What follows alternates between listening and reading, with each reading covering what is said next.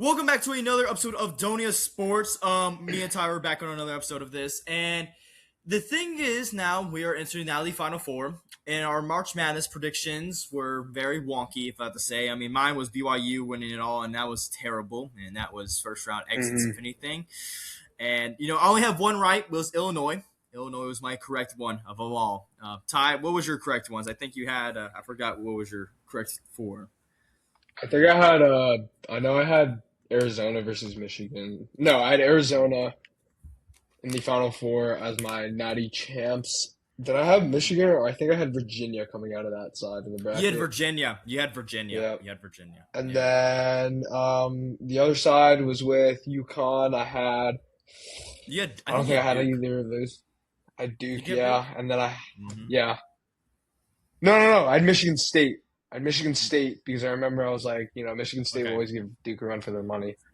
Yeah, And Michigan then State. I didn't have Illinois. So the only one I have is Arizona as my natty champ pick. Well, so far we're 1 for 4 right now. So yeah, Yep. but with these matchups now, we're going into this, and it's very daunting. I mean, a lot of people didn't expect. I mean, we expected the 2-1s. I mean, Arizona and Michigan, unbelievable March Madness so far. I mean, Michigan is averaging 90 right now in this March Madness right now. They're getting 90 plus in every single win right now. Arizona, I mean, Cole, Pete, and Burns are looking phenomenal as a freshman duo right now. I mean, these guys are building their draft stock right now to be lottery picks right now, if anything, and they're looking phenomenal on paper. And then you go to the other side with Illinois. Illinois is proving why I picked them to coming out of that side and making a run for the title, if anything. And Illinois, dude, with their roster they have in the European, the Martovic, the Sofrovic, all those Avacevic players pretty much are showing up. And it's unbelievable. And of course, you have Keaton Wager too. In that roster, they're all like 6'6" plus. That's their like rotation. They're all like that 6-man rotation, 7 rotation are all 6 foot 6'6" taller than that, pretty much. And that's a crazy rotation. And in UConn, what was your thoughts with that game winner? I'm still shocked by that still. I mean, I was in shock how it happened. I feel like that's the most Duke way to go out is just by having, just a mistake where it's just a really bad turnover. You got to hold on to the ball if you're a Caden Boozer. Obviously, there's a lot of nerves going into that. So, I mean, if I was put in that same situation, we'll see what I do. But you just got to hold on to it. And, you saw the vision. There's two guys wide open basically down court with a second left. But then towards Mm-hmm. the end, I feel like Isaiah Evans could have put a hand up. He really kind of just stood there. He was a little farther Yeah. out, but still, it was just a shot that was a miracle, just from the Braylon logo. Mullis. Oh, Braylon wow. Mullis, the freshman from Iowa, going back, no, back from Indiana, my bad, from Indiana, going back for the, Final Four, and that's just, poetic story, if anything, with that. And Uh, then Dan Hurley, though, his third Final Four in 4 seasons now. And potentially could he went back to back already, potentially getting his third title, and it's kind of building you. Is he the Mike of this era? The guy from Duke, Mike. I forgot his last name. Shortovich Coach or K. Coach K? Yeah, Coach K. Is he the Coach K? He's building that Or resume up. mm-hmm. Honestly, like there really hasn't been that much competition against him. I No, mean, the Duke head coach, what was his name? I forgot the Duke head coach's name, but he had the potentials and he had the keys to be able to kind of take on that legacy of Coach K, but he hasn't really kind of proved that yet. Still, Hun- he's only 38 years old, yeah, so 38, his time will come. and he has 124 wins right now. 124 Yeah, wins, and his time will come. I think he still is one of the best coaches in college basketball, but Dan Hurley is making one hell of a case to be potentially top five coach of all time. he is. He's unbelievable right now. I mean, UConn has that history right now, and you look at great coaches. You go from the UNC coaches with their history, the Villanova coach right there. I mean, there's been so many great coaches throughout history, if I have to say, and Coach K, is the standard if anything right there. Um, but if Jan Yeah. Hurley gets his third title, it's going to be very interesting. I'll say it's going to be a lot of things, especially if he could somehow beat one of those top seeds in Michigan or Arizona. That would be unbelievable because I think Arizona or Michigan are the team to beat. They're the team to beat to win the title. because you got to beat those two teams. I mean, luckily they're battling each other in the their side of the conference of the Final Four, and that matchup is just going to be deadly. Okay, um, but enough of the talks of this and everything. Let's just go into these matchups right now. I believe the first matchup of the day of tomorrow is Illinois versus UConn.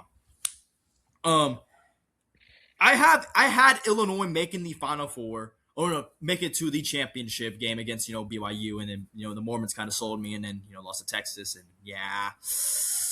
There's a thing with Mormons. I don't think you bet on them. I just sorry if you're a Mormon. I'm Nope. sorry, but like I just don't think I can never bet on y'all again. I mean, it's just I don't win with y'all. I don't.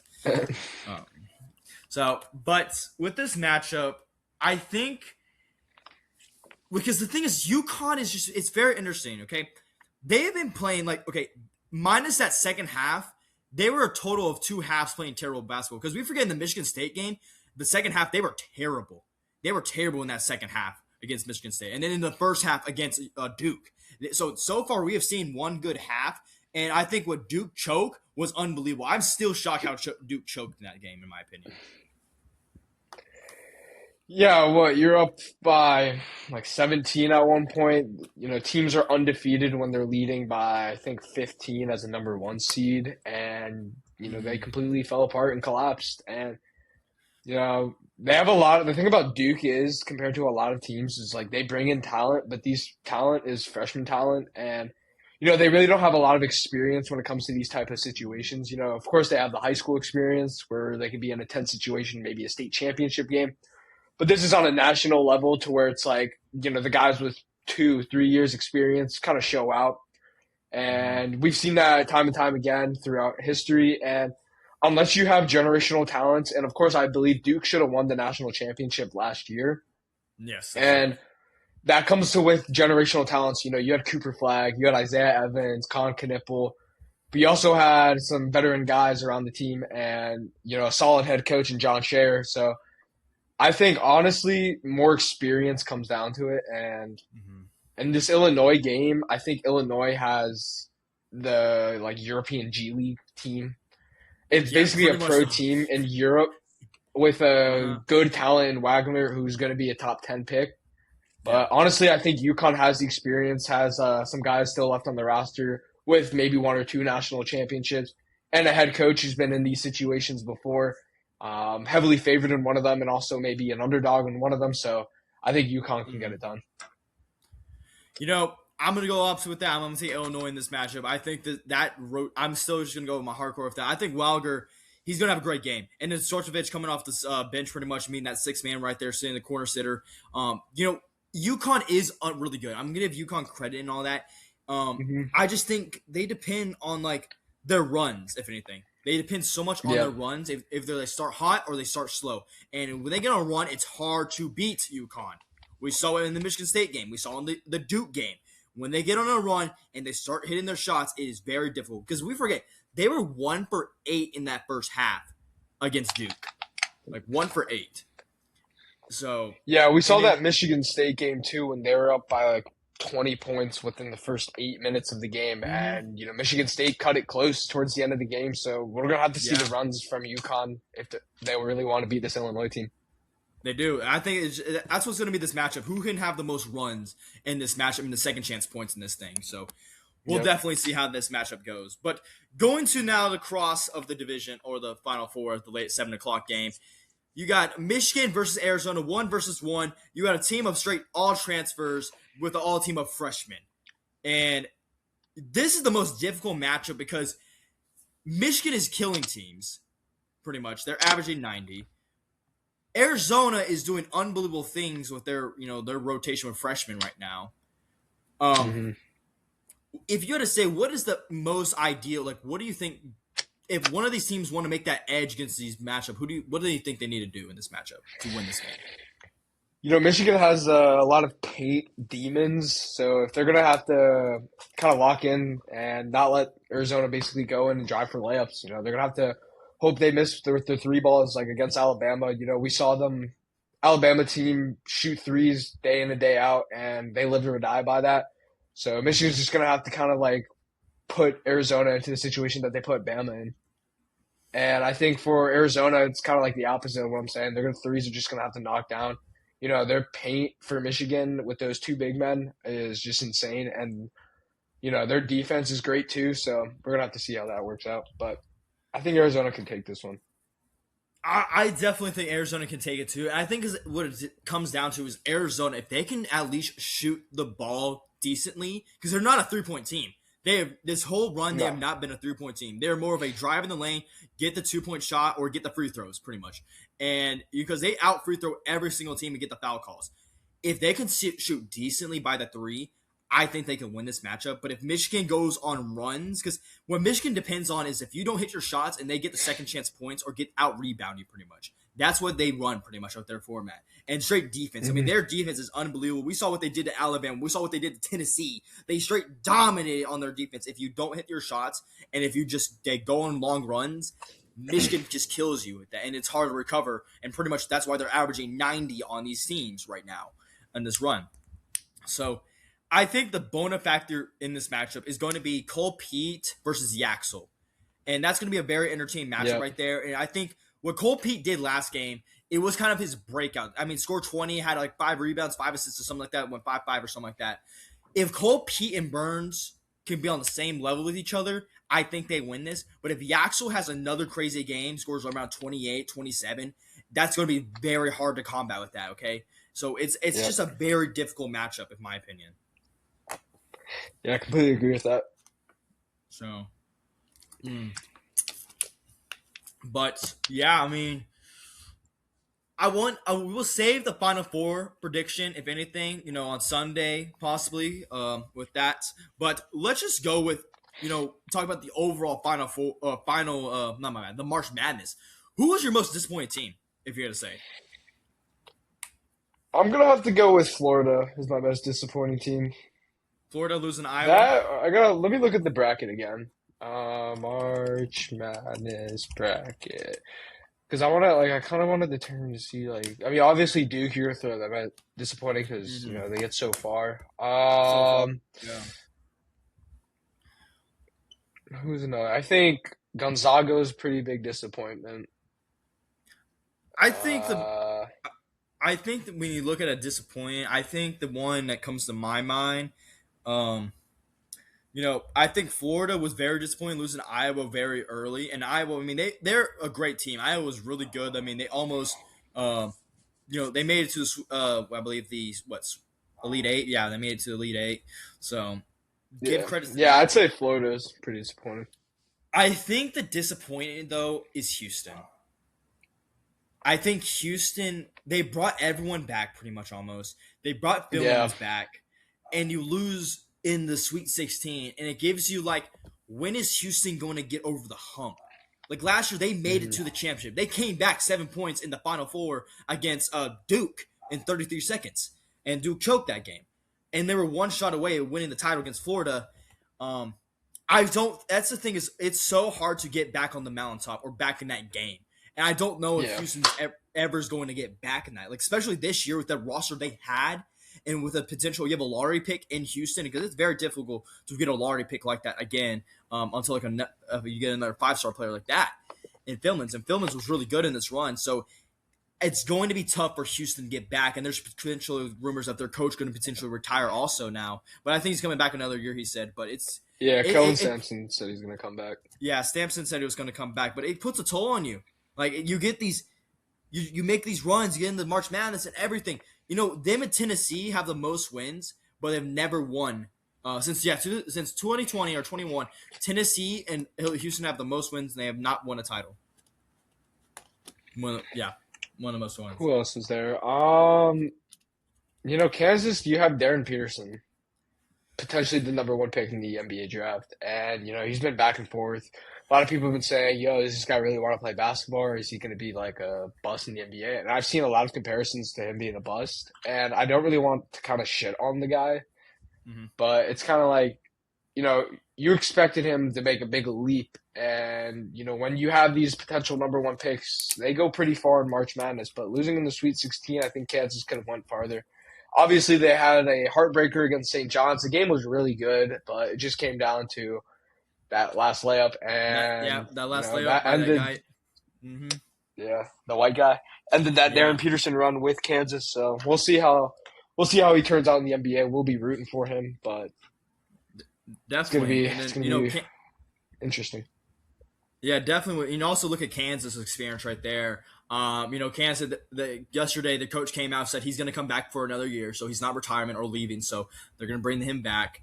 We'll see how Kansas does. I mean, Kansas coming in, they were supposed to be really good. I mean, we look at these teams with Arizona; they were overall great roster. I mean, Kansas, since they won their title, they haven't made it past to the I believe the second round. After they lose either the first round or second round right now. So they haven't made it to the Sweet 16 since their title, pretty much. So it's been a Yeah. minute since that. I mean, I can't be talking. My Baylor Bears have not made it either, and right now they're in Vegas right now playing a damn, you know, nothing basketball right now for like a 500K lottery pick right now. So I don't even know, but it just shows you what makes it more unique about UConn, how they won back to back and they're consistent with the program and everything because Yeah. it is so hard to get back to the mountaintop in now this day of age Mhm. with transfer portal, with these guys moving no matter what and everything. It's difficult. Yeah, what was that? 2024 was their second title. A lot of people were like, yeah, UConn was supposed to win, but it's really hard, especially It in is. this day and age of like all these recruits going from team to team and all that. And I just want to see like what the brackets looked like back then because you obviously had a really good Purdue team. Houston was really good that year. Mm-hmm. Obviously, you had North Carolina as the one seed. Ultimately lost to Alabama, and Aaron Judge just hit a bomb. Let's go. Off topic, but and Shohei hit a bomb too. I didn't want to say that, but I had to. All That's rise, right. baby, all rise.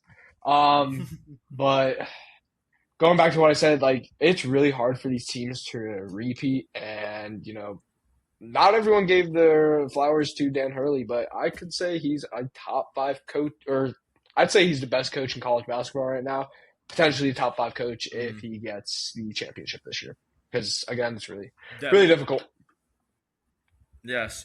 And switching gears now, what was the most, from this March Madness, what team are we gonna see more often? You think now make appearance? You think with the experience and everything and their roster, we kind of see with this team because we look at Tennessee, they made it to the Elite Eight back 3 years in a row, and they still haven't got over the hump pretty much. So we know they're going to be there no matter what now on. But what do you think is Yeah. another team like that? If to say, Honestly, I don't want to be biased, but I really think Alabama's going to be one of that teams that just constantly keeps making March Madness appearances with Nate Oates as head coach and potentially maybe a new stadium. I think we should name the stadium after him because what he's done to this program from, this school being overlooked as just a football school to now being like, is that team really just a football school? Or are they kind of leaning in towards basketball? And, Nate Oates has been offered by Kentucky. Obviously, he's getting looked at by UNC right now, but I think he's mm-hmm. still gonna stay loyal to Alabama. He said that constantly, and he seems like a really good guy. And he's a really good coach. So I could see Alabama making a lot of appearances in the future. Another team I could also see making appearances is, let me think. Obviously, UConn's gonna be one of those best teams, but I think I don't know. I think with that I think a new team. system Illinois is having with that one agent who's been working with all these European guys, I think Illinois Mhm. could be one of those teams that just brings in European talent from overseas, gets them noticed, and brings them to the NBA. And I honestly could see them as maybe a future powerhouse in college basketball. Well, yes, that's another team that's very going to be shocking too. I think if they can get that European experience right there and then bring that whole different demographic right there, I think that would be a team to be very noticed. And if they somehow win the title this year, that'd be very crazy as a third seed to win that title Yeah. with their roster pretty much. I think another team that they're getting better every year is St. John's. St. John's is getting Yeah. better every single year. And Rick, he said Rick he's going to come Pitino. back for another year. Yeah. Pitino, yeah, he's going to come Yeah. back. He said he got a contract extension, so he's coming back for this team. And I think he's just getting better and better and better and better. I mean, don't get me wrong. This St. John's team was really good. They had a close game with Duke, and they were potential. They were about to win the game, and as Duke went on a run, and Cam Boozer with those guys looked really good, and Aiden Foster was a Yeah. big factor in that game because we know Aiden Foster was Mhm. out for a little bit, and now he came back in this matchup, and he was a big bona factor in that matchup with that. I think if he was in that game, I think St. John's wins that game. So St. John's Yeah. is getting better every single year right now. Yeah, we've seen constant of like, any team Patino goes to in college basketball, don't take it for the NBA, but in Mhm. college basketball, any team that Rick Pitino goes, it kind of turns to gold. And we've seen that with, Louisville. We've seen that with what Kentucky he coached, St. Kentucky. John's, of course. Mm-hmm. And another team, the final one I would say that we could see a lot of is honestly Arkansas, because with Caliprini, or I think I botched his last name, but sorry about that. But I uh, think he has an eye for talent, and he has a lot of experience when it comes to, March Madness. Of course, you've had that heartbreaking losses with Kentucky, but they've been so close to a lot of championships. The closest I'd say recently was probably when Luke May hit that game-winning shot over them back yeah, in 2017, and yes. they could have had a championship that year with Bam Adebayo, Malik Monk. You had De'Aaron Fox. So I think he has such a good network of bringing in young talent. You saw it with Acuff, that we could see a lot of Arkansas running the SEC. Of course, they won the SEC championship this year, so Yeah, they'll definitely be here to stay for a while, and I think yeah, Arkansas is definitely going to be there, if anything. yeah. Another team I think is like we're getting like questions right now, and they haven't they make it, and they call him Mr. March, Tom Izzo.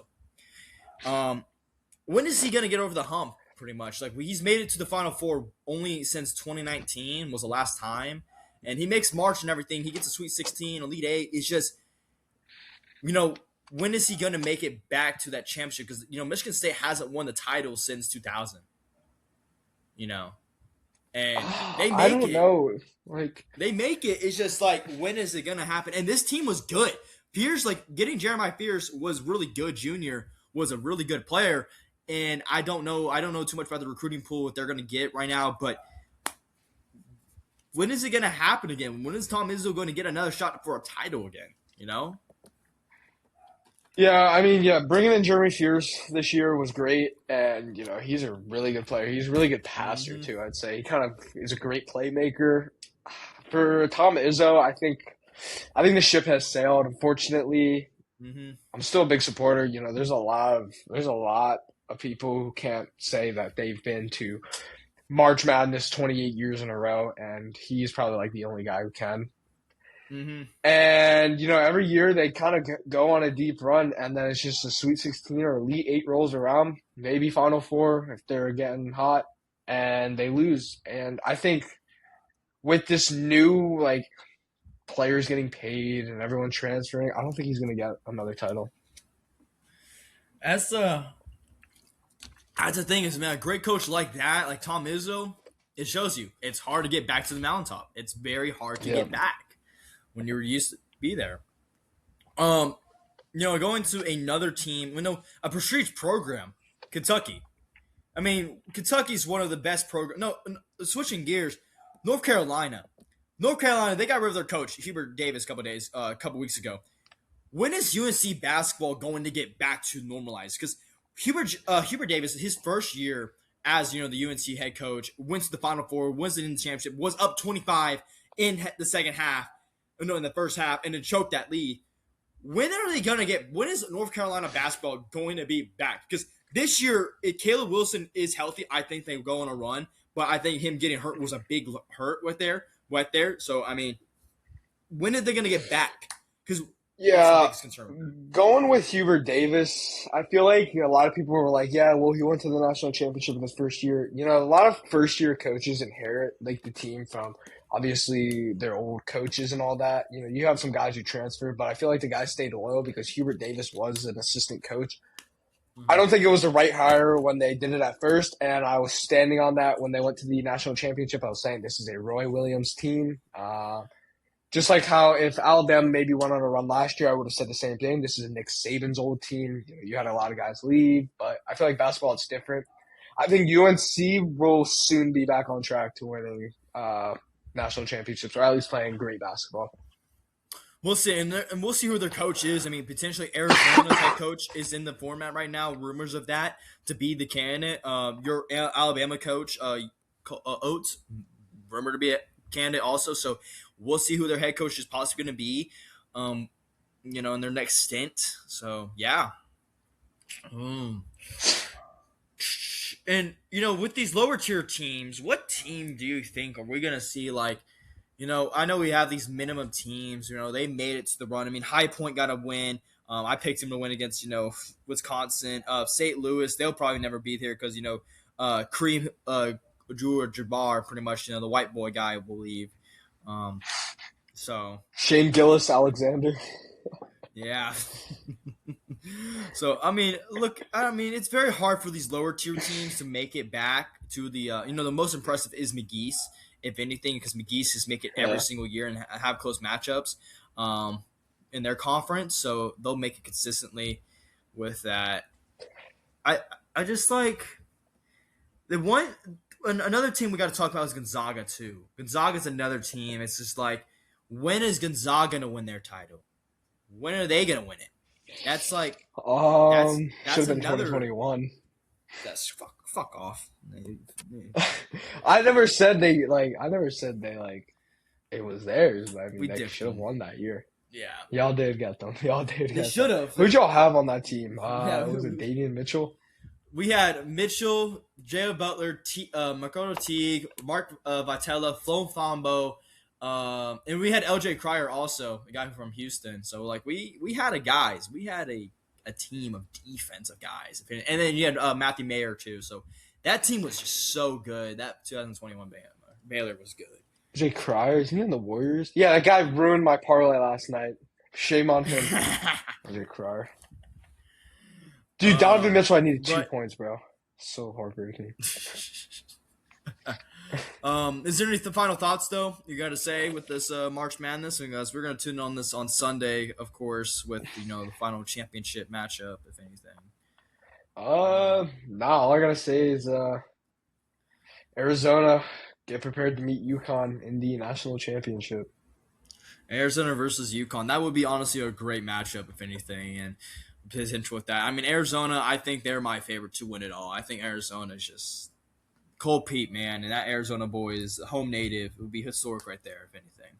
Yeah. So, yeah. Well, thank y'all for joining us for this episode of, Doing Sports and everything. We'll definitely get you a recap of the championship games and the Final Four. Can't wait for this. And we have some future uploads. We'll definitely need to do some baseball in the future. I know baseball season is here officially with opening day a couple weeks ago with that, but we will definitely hop into that. And then, we have the NFL draft in a month. We will, it's officially draft month. My bad. We have 23 days, if I'm correct with that, until the clock 20. strikes 20 days until draft day is officially here. And we cannot wait for that day. We'll definitely do a live for that right there. And we got the NBA playoffs in 3 weeks right now with the play-in. So we'll definitely hop into those too. So just get ready for a interesting 3 months of uploads, if anything, y'all. So like and subscribe for more uploads and all that. So thank y'all for joining this episode of Donia Sports.